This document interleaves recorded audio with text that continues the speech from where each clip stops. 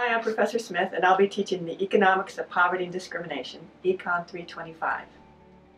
And maybe you are like me and wonder a lot of questions about poverty. For example, how is it that the United States is one of the richest nations in the world, most developed, wealthiest, and yet we have one of the highest poverty rates among all developed nations?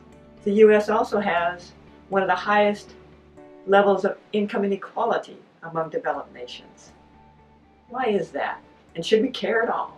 Your life, or the lives of Americans in general, differ drastically depending on where you were born. For example, if you're born into poverty, there's a good chance you're going to be there as an adult.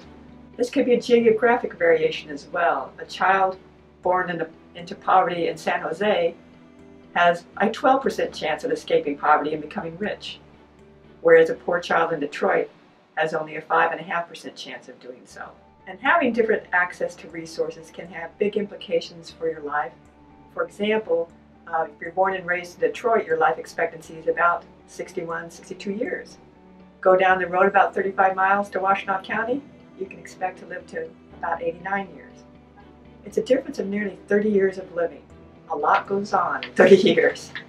So what we're going to learn in this class is the extent of poverty and inequality, patterns by race, gender, education.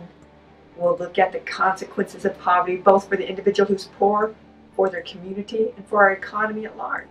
And we'll look at key questions like, are people poor because of their own bad decisions? Or is it because of our capitalist market economy? Or is it something else about our society, discriminatory institutions, for example?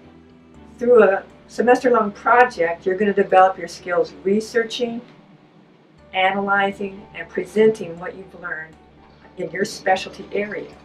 And so at the end, hopefully we'll have a nice project that might make a difference outside of the classroom.